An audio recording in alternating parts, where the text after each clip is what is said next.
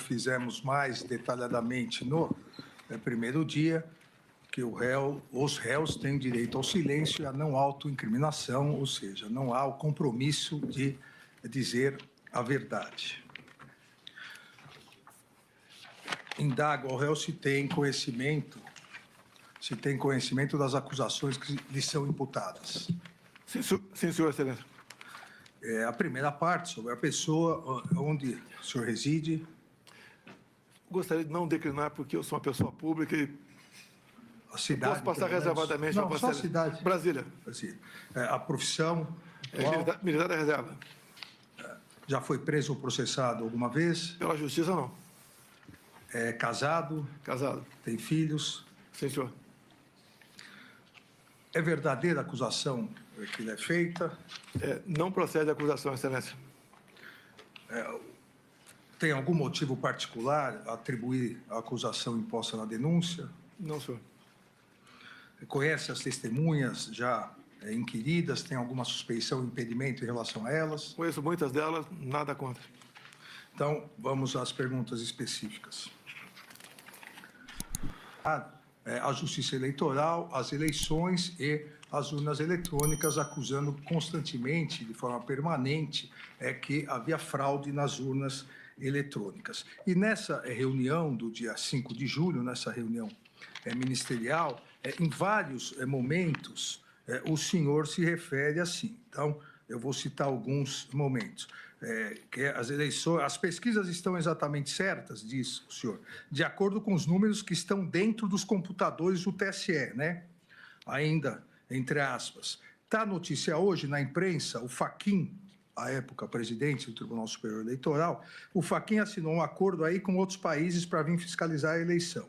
Olha, com todo o respeito a todos vocês aqui, vocês agora irem fiscalizar as eleições, a minha avó, o João das Couves, um marciano, não vai descobrir nada. É tudo perfumaria. É como aquela pessoa que se maqueia muito bem para se parecer bonita, né? Mas se der uma chuvinha, vai tudo por terra. É o que está acontecendo no Brasil. Depois, também na sequência, o senhor se referindo diretamente ao ex-ministro Paulo Sérgio diz, entre aspas, nós vamos esperar chegar 23, 24 para se fuder, depois perguntar por que eu não tomei providência lá atrás. E não é providência de força, não. Palavrão. Não é dar tiro. Ô, Paulo Sérgio, vou botar a tropa na rua, tocar fogo aí, metralhar. Não é isso, porra. Daí para frente, quero todo ministro fale o que eu vou falar aqui e vou mostrar. Se está achando que eu vou ter 70% dos votos e vou ganhar como ganhei em 2018 e vou provar, o cara está no lugar errado. Aqui não tem ninguém com... E continua. Aí mais um trecho, entre aspas. Por que os caras estão preparando tudo, pô? Para o Lula ganhar no primeiro turno, na fraude. Vou mostrar como e por quê. Alguém acredita aqui em Fachin, Barroso, Alexandre de Moraes? Alguém acredita? Se acreditar, levanta o braço. Acredita que eles são pessoas isentas, estão preocupados em fazer justiça, seguir a Constituição? Aí, num outro trecho da reunião, também entre aspas, o nosso Supremo aqui é um poder à parte, é um super Supremo. Eles decidem tudo, fora, muitas vezes fora das quatro linhas. Não dá para a gente ganhar o jogo, né? Com o pessoal atirando tijolo da arquibancada em cima dos jogadores nossos. Com o juiz que toda hora dá impedimento quando a gente ataca. Mesmo o cara sai driblando na área dele até fazendo gol, o juiz dá impedimento.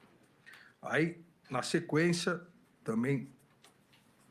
Eu não tenho, entre aspas, eu não tenho dúvida que está acontecendo. Não tenho prova de muita coisa, mas tenho dúvida. Essas afirmações que o réu fez nessa reunião, na verdade, elas foram uma sequência de várias afirmações em várias entrevistas. Então, eu queria que o réu esclarecesse qual era concretamente o fundamento que o réu tinha para poder alegar fraudes, que havia fraudes nas eleições, fraude nas urnas eletrônicas e que os ministros do TSE, citados nominalmente, à época os ministros do Supremo, que faziam parte do TSE, do ministro Barroso, o ministro Fachin e eu, estariam direcionando as eleições. Sim, senhor ministro. Primeiro, boa tarde, Vossa Excelência, senhor ministro Luiz Fux, senhor Paulo Gonet. Eu fiquei 2 anos como vereador e 28 como parlamentar. A minha retórica sempre foi parecida com isso. Vamos lá. A questão da desconfiança, suspeição ou crítica às urnas não é algo privativo meu. Eu poderia citar vários nomes, citaria apenas alguns aqui. O senhor Flávio Dino, em 2012, quando ele perdeu a eleição, ou 2010, quando ele perdeu a eleição para o governo do Maranhão. Ele diz, eu teria um vídeo, mas foi indeferido o pedido, mas no vídeo está o seguinte: hoje eu tive a oportunidade de ser vítima de um processo que precisa ser aprimorado, ser melhor auditado, que é o sistema das urnas eletrônicas. E depois, o senhor acredita que houve fraude? Houve várias modalidades. Palavra do senhor Flávio Dino.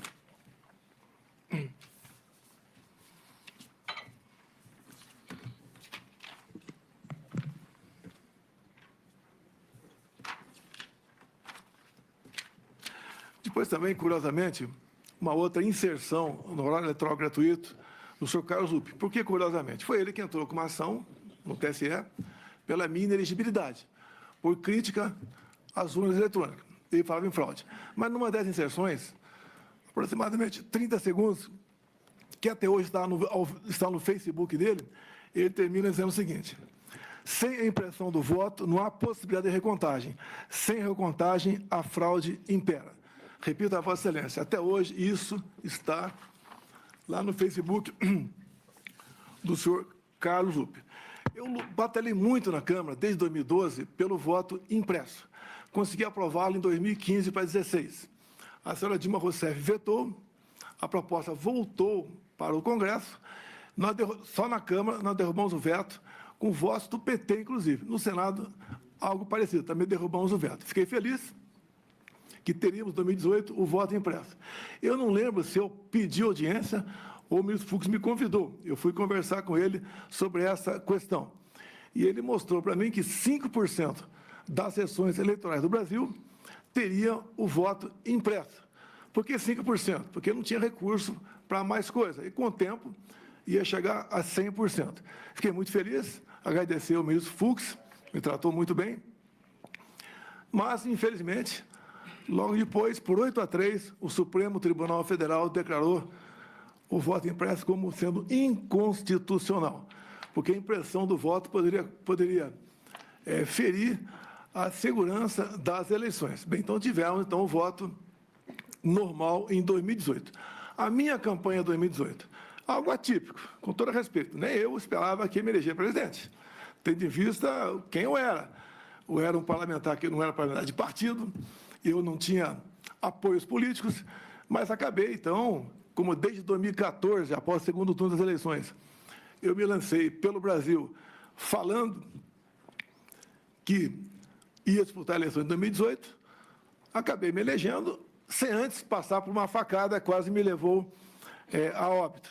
Me permite estender um pouquinho mais essa questão aqui. Pode ficar à vontade. Me elegi presidente, não tinha quem botar na presidência, poucos nomes tinha para botar na presidência, acabei montando o ministério e nós aqui, com pessoas competentes, sem o critério político partidário para botar as pessoas lá, fizemos um ministério que é reconhecido por grande parte da população como um ministério excepcional. Fizemos muita coisa. Lei da Liberdade Econômica, o PIX, Água para o Nordeste, Bolsa Família, triplicamos seu valor, marcos, entre tantas outras coisas. A questão do armamento também, apesar de ser acusado de ser um armamentista visando a violência diminuiu quase 30% entre o governo anterior e o meu governo, tendo em vista a política de armamento. Bem, outra coisa importante também, onde comecei a criar inimizades cada vez maiores, desde o começo do meu mandato, foi na escolha de pessoas para compor aqui bancos oficiais estatais. Só falar de 2 estatais só. Porto de Santos dava um prejuízo de 500 milhões por ano, entreguei com lucro de 500 milhões. Então, esse 1 bi ia para algum lugar, para algum ralo, ganhei inimizades por aí.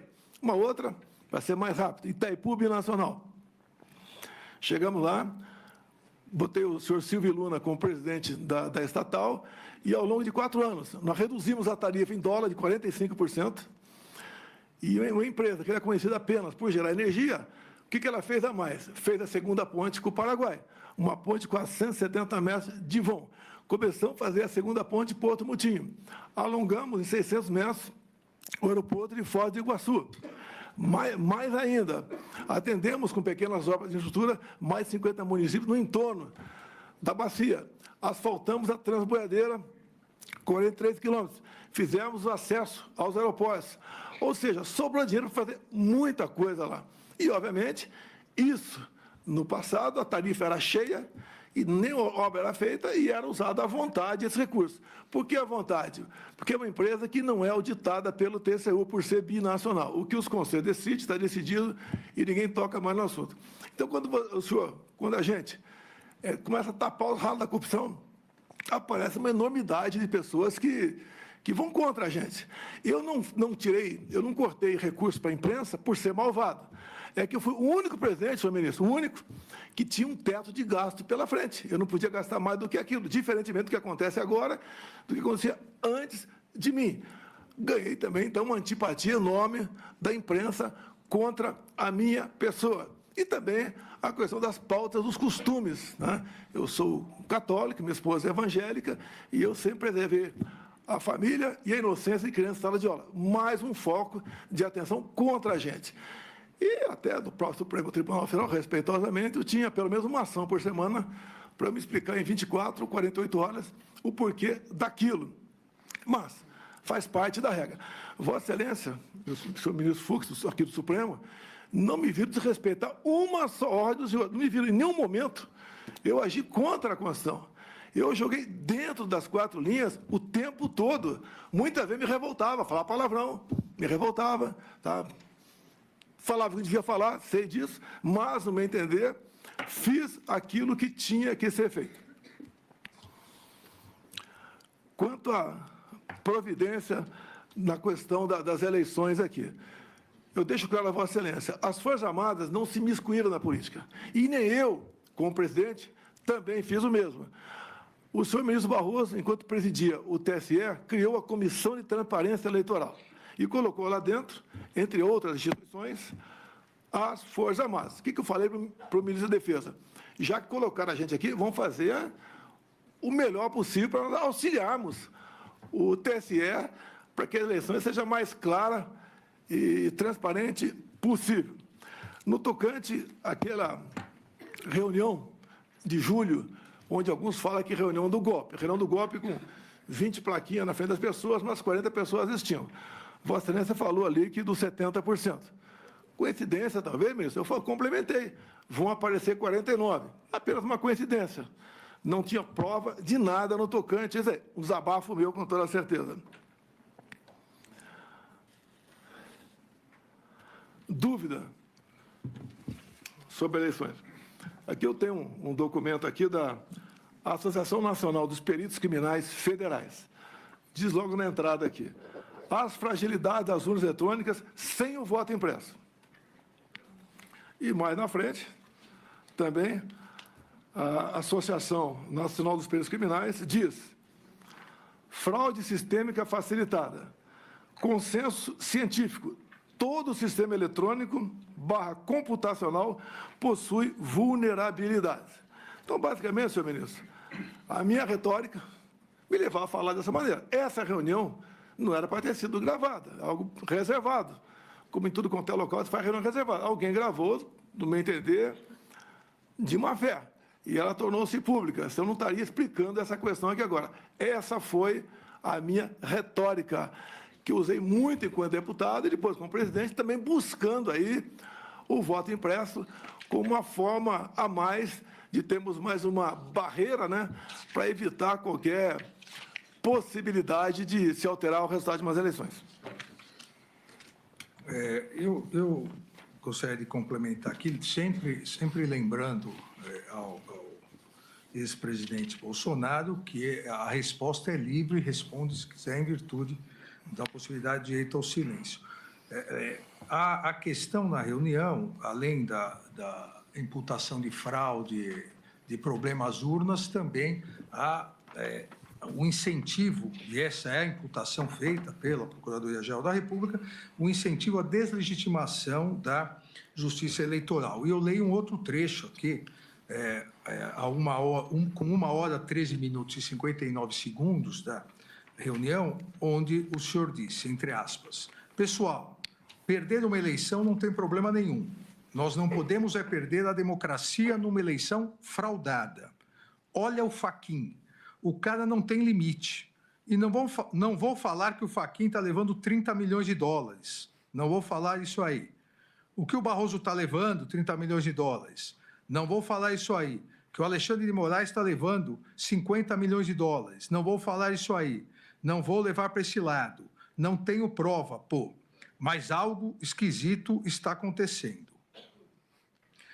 Esse cidadão que está aqui é um marxista, advogado do MST. O Alexandre de Moraes, vocês sabem qual é a vida pregressa dele. O Barroso, vocês também sabem. Quais eram os indícios que o senhor tinha que nós estaríamos levando 50 milhões, 30 milhões de dólares? Não tem indício nenhum, senhor ministro. Tanto é que era uma reunião para não ser gravada, um desabafo, uma retórica que eu usei. Se fosse outros 3 ocupando, teria falado a mesma coisa. Então, me desculpem, não tinha essa intenção de acusar de qualquer desvio de conduta dos senhores 3. Se eu puder complementar. Por favor. Por ocasião das eleições, agora propriamente dito, logo um pouco avante isso aí. Acredito, senhor ministro, que foi um pouco disfuncional. Eu não pude, por exemplo, por decisão do TSE, fazer live do Alvorada. Eu tinha que ir na casa de um conhecido para fazer uma live. Eu não pude, por ocasião do horário eleitoral gratuito, usar as imagens de 7 de setembro, usar as imagens minhas na ONU, usar imagem do outro candidato lá numa comunidade do Rio de Janeiro, usando o gorro do CPX. Eu não podia usar imagens do enterro da rainha Elizabeth. Eu não podia, basicamente, fazer nada. Quase tudo era proibido. Houve decisão também que eu não podia baixar o preço do combustível, como se eu fosse baixar na canetada, isso aí. Eu fui acusado de muita coisa, inclusive pedófilo durante esse período. Agora, o outro lado podia tudo, até me acusar de genocida. Então, tudo isso aconteceu. Quando eu não pude usar as imagens do Lula ali, defendendo o aborto, ou ao lado de ditadores, isso prejudicou a minha campanha. Eu queria mostrar também a imagem dele em 2009, defendendo lá o Irã enriquecer urânio acima de 30% para fins pacíficos, segundo ele. Eu fui tolhido. O maior prejuízo que eu tive, no meu entender, foi não poder usar imagens do 7 de setembro. Com todo respeito, acredito que isso tudo pesou contra a gente. E no mais, né? 3 resoluções do TSE, que tem que entrar para valer, tem que entrar em vigor de março para trás, do ano das eleições, valeram, inclusive, uma editada entre o primeiro e o segundo turno. As partes de direita, todas derrubadas constantemente em nome da desinformação. Então, dessa desfuncionalidade, no meu entender, prejudicou bastante a minha campanha. Como já havia dito anteriormente em outro depoimento, né, no interrogatório não cabe contestação ao que diz o réu, mas é importante citar, e o senhor citou isso, que quando o senhor foi acusado de pedofilia, as imagens feitas e o diálogo, o Tribunal Superior Eleitoral imediatamente proibiu a utilização dessas imagens no debate que seria realizado domingo à noite. E o TSE proibiu isso, sendo provocado domingo às 14h. Aqui vamos para um outro ponto, senhor presidente. A live do dia 29/7/2021 já foi assunto aqui no interrogatório de Anderson Gustavo Torres. Na live, da mesma forma, volta a questão de fraude às urnas, volta a questão da acusação ao TSE, e a partir disso, para eu não me tornar repetitivo, a partir disso surge uma questão, e eu acho que o senhor gostaria até de esclarecer, surge uma questão de um inquérito aberto por determinação da ministra Rosa para apurar fatos no TSE e que o senhor sempre repetiu algo que não correspondia ao objeto do inquérito, como se aquele inquérito estivesse sendo escondido, porque aquilo mostraria fraude nas urnas eletrônicas. O inquérito, até a pedido da defesa do senhor e da defesa do réu Walter Souza Braga Neto, já está, inclusive, nos autos. Então, se o senhor quiser esclarecer esse ponto que surge na live e, a partir da live, continua durante todo o segundo semestre de 2021 e durante todo o período de 2022 até as eleições. Sim, senhor. Na semana seguinte ao segundo turno de 2018, foi instalado um inquérito, 1361, para apurar inconsistências, fragilidade do sistema eleitoral. E o inquérito começou a voar, a andar bastante rápido. Numa das primeiras páginas, o diretor de TI do TSE, seu José Janino, foi ouvido. E foi a primeira pergunta feita para ele sobre a atuação dos hackers lá dentro. E ele responde que eles tiveram de abril até o final do segundo turno dentro dos computadores do TSE. Obviamente, a entrada eram por TRS outros, mas foi a resposta do diretor de TI, José Janino, que estiveram lá dentro. A segunda resposta que o José Janino respondeu a um questionamento é que eles haviam capturado as senhas de um ministro, posso falar o nome dele? Por favor. Sérgio Banhos, e 5 diretores outros. Quer dizer, além do hack que está lá dentro, ele teve que sequestrar a senha de um ministro e 5 diretores. E a terceira pergunta foi respondida meses depois, não para o senhor José Janino, mas para o outro servidor. Mas lá atrás foi pedido ao senhor José Janino os logs, que podiam ser entregues no dia seguinte. Levou aproximadamente 9 meses, e a resposta foi que o log havia sido inadvertidamente apagado. Tanto tempo para responder isso. Isso tudo, senhor ministro, no meu entender, não entendo quase nada de informática, são medidas que estimulam o que poderia até ser fake news contra o sistema eleitoral brasileiro. Essas respostas, sendo mais rápidas e precisas, como esse inquérito está aberto até hoje, poderia dirimir essas dúvidas. Esse inquérito 13.000 está em aberto até hoje, está em São Paulo, e Vossa Excelência, eu acho que foi após aquela live minha, que era um inquérito ostensivo, Vossa Excelência classificou como confidencial. Então, aí ficou realmente uma preocupação grande da nossa parte. Não vou sugerir nada a quem quer que seja aqui, mas acredito que, dado o que vem acontecendo de reclamações por ocasião das eleições, para o bem da democracia, seria bom que algo fosse aperfeiçoado para que não pudesse haver qualquer dúvida sobre o sistema eleitoral. Se não houvesse essa dúvida, com toda certeza, nós não estaremos aqui hoje.